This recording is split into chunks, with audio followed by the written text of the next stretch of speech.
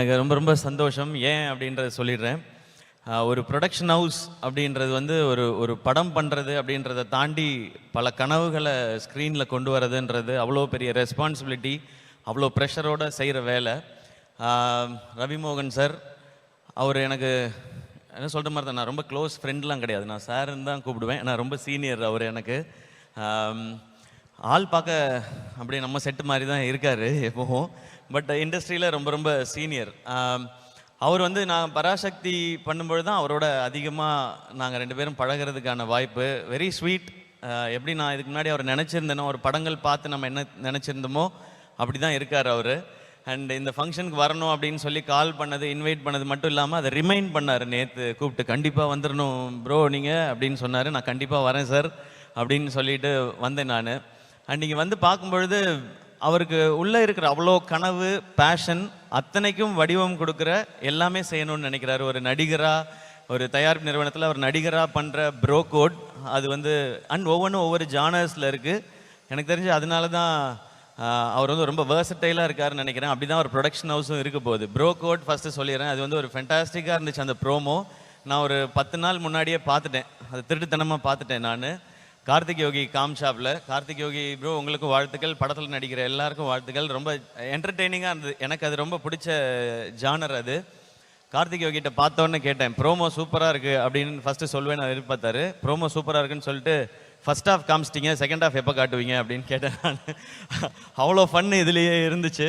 And அந்த film டெஃபினட்டாக ஒரு என்டர்டெய்னிங் ஃபிலிமாக இருக்கும், ஷுவர் சக்ஸஸாக இருக்கும். டைட்டிலே சூப்பர், ப்ரோ கோட்னும் போதே அதுக்கு தேவையான அனைத்து வந்துருச்சு. ஸோ ரவிமோகன் ஸ்டுடியோஸில் நீங்கள் ஆக்டராக பண்ணுற அந்த ஃபிலிம்க்கு என்னுடைய விஷஸ் சார்.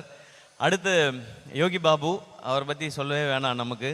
அவர் வந்து தன்னை ஒரு காமெடினா அவர் லிமிட் பண்ணிக்கிட்டதே கிடையாது. ஒரு அமேசிங்கான பெர்ஃபார்மர். அவரை பார்க்குற எல்லாருக்குமே அது பிடிக்கும். அவருக்கு ஏற்ற டைட்டில் ஒரு ஆர்டினரி மேனோட எக்ஸ்ட்ராடினரி ஜேர்னி தான் இந்த படமாக இருக்குன்றது எனக்கு தெரியுது. அதை பார்க்கும்போது அதுக்கு பர்ஃபெக்டான ஒரு ஹீரோ. அவர் வந்து கேட்டால் குரு, நம்ம காமெடி குரு, ஆல்வேஸ் காமெடி குருன்னு. பட் அவருக்குள்ளே அப்படி ஒரு ஹீரோ இருக்காங்க. அண்ட் டிரெக்டராக நீங்கள் எடுத்துக்கிற அந்த ஸ்டெப்புக்கு, ஏன்னா ஒரு ஹீரோ டைரக்டர் ஆகணும்னு நினைக்கிறதே வந்து ரொம்ப ஒரு பெரிய ஒரு சாய்ஸ், அது பெரிய டெசிஷன் அது. அவர் சின்ன வயசுலேருந்து சினிமாவை பார்க்குறதுனால இந்த முடிவை அவரால் கான்ஃபிடென்ட்டாக எடுக்க முடியுது.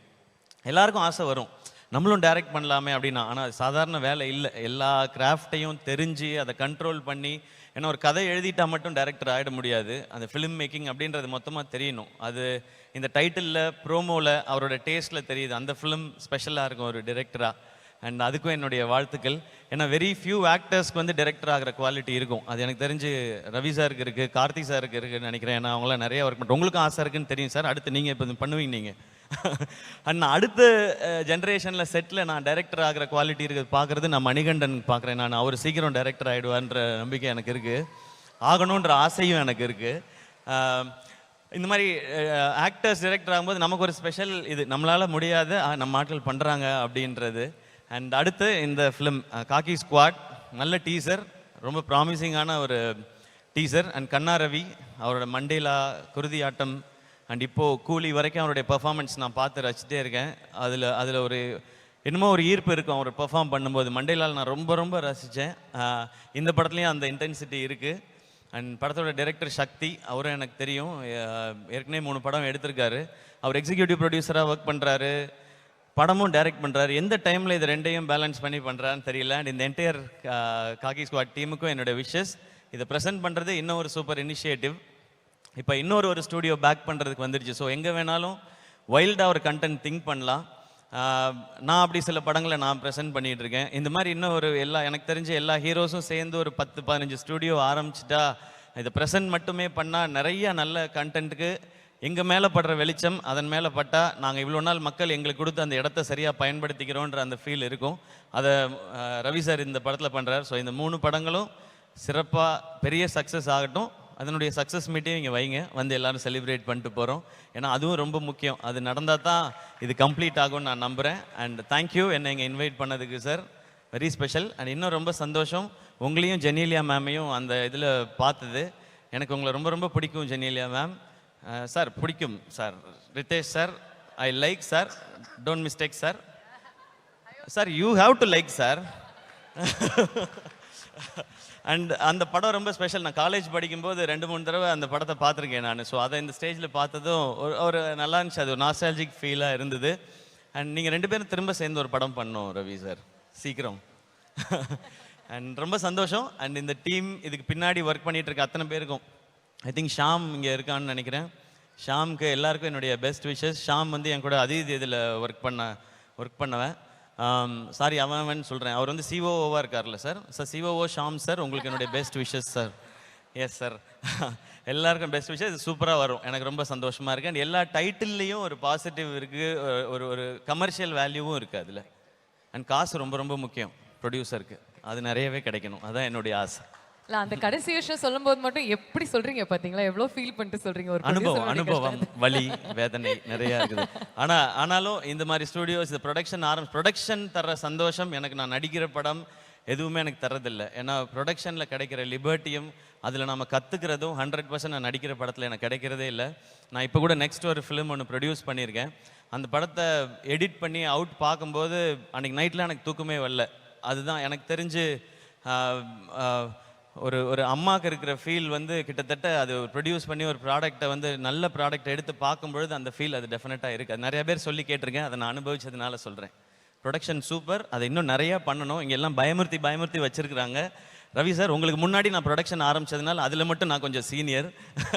நீ எனிதிங் என்ன நீங்கள் கேட்கலாம், என்னுடைய அனுபவங்களே நீங்கள் பகிர்ந்துக்கலாம். உங்கள்கிட்ட இருக்க மற்ற அனுபவத்தை நான் பகிர்ந்துக்கிறேன் சார்.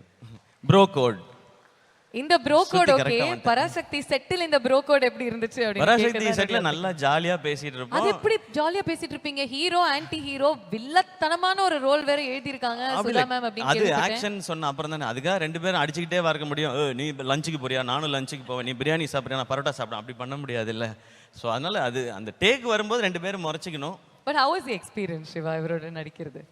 ஃபர்ஸ்ட் டே மட்டும் எனக்கு கொஞ்சம் வித்தியாசமாக இருந்தது. ஏன்னா அவரை நான் இது வரைக்கும் பார்த்ததெல்லாம் கண்ணு முன்னாடி வந்து போகும் இல்லையா, அவருடைய படங்கள் எல்லாம் நம்ம பார்த்தது. ஸோ அவருக்கு ஆப்போசிட்டாக நம்ம நடிக்கிறோம் போது அது ஒரு ஸ்பெஷல் ஃபீல் தான் அது. பட் போக போக செட் ஆகிட்டோம். எங்களுடைய ரோல் ரொம்ப ரொம்ப ஜாலியாலாம் இருக்க முடியாதுங்க. ஏன்னா சுதா மேம் அந்த மாதிரி உங்களுக்கே தெரியும். அது நான் பராசக்தி வரும்போது சொல்கிறதுக்கு நிறையா இருக்குது, அப்போ சொல்கிறேன். தேங்க்யூ சிவா, இங்கே வந்ததுக்கு உங்களுடைய விஷயத்தை தெரிவித்ததுக்கு. அண்ட் மோர் இம்பார்ட்டன்ட்லி நீங்கள் ஃபியூச்சர் பற்றி பேசினதுக்கு, as to how all the heroes have to come together to float such production houses for the benefit of the cinema ன்னு சொன்னதுக்கு fabulous. தேங்க்யூ எல்லாருக்கும் வணக்கம். அண்ட் சிவானா அவங்கள சந்திச்சது ரொம்ப ரொம்ப மகிழ்ச்சி. எப்போ பார்த்தாலும் அவங்களோட பிளெஸ்ஸிங்கும் பாசிட்டிவிட்டியும் கிடைச்சிட்டே இருக்கும். அண்ட் அவங்க இப்போ சொன்னாங்க 45 இயர்ஸாக அவங்க ஃப்ரெண்ட்ஸாக இருக்காங்க. அவங்களும் சினிமாவில் இருக்காங்களா சார்?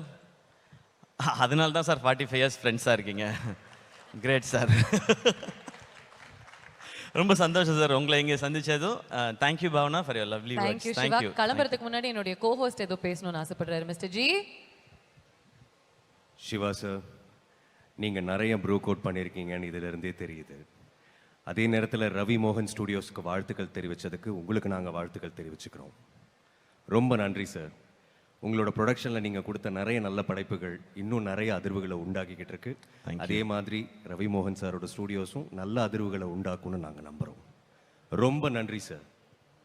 தேங்க்யூங்க, தேங்க்யூ ஸோ மச். நான் ஏதோ முக்கியமான விஷயம் சொல்ல போகிறேன். இல்லை சார், இப்போ தான் கேட்கலான்னு வராது. ஐயோ, ஓகே, இப்போ தான் ஆரம்பிக்கிறீங்களா? ஓகே.